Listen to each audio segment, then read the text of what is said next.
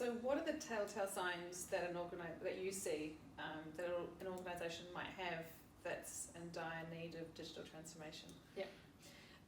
So I think the challenge for organisations today is to be more responsive and adaptive to what is going on in the external environment. The pace of change has increased dramatically and it will only continue to do so in the future. And so organisations need to find a different way of operating to allow them to respond more effectively, or they risk being left behind. That can manifest in lots of different ways. So it might be a lack of capacity to execute on all the change that you need to be able to compete.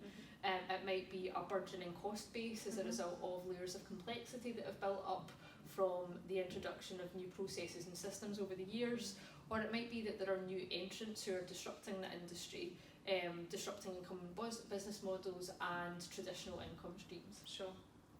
And tell us about the usual worries that you hear leaders of organisations voice to you just before or when they're thinking about digital transformation. What do you hear from them? Yeah. So I think the primary thing is that this type of transformation, this type of endeavour is hugely complex and there's not a single path through it.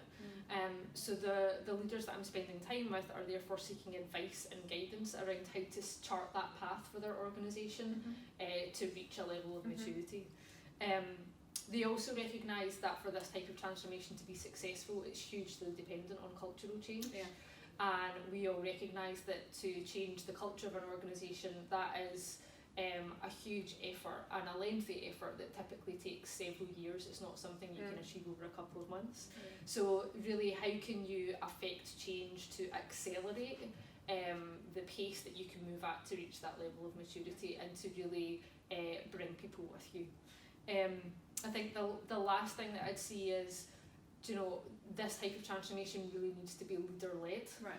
So how can organisations focus on the capability of their leadership population and help them understand the change they need to make in their own behaviour, because you really need them to lead from the front in terms of how you execute. Great.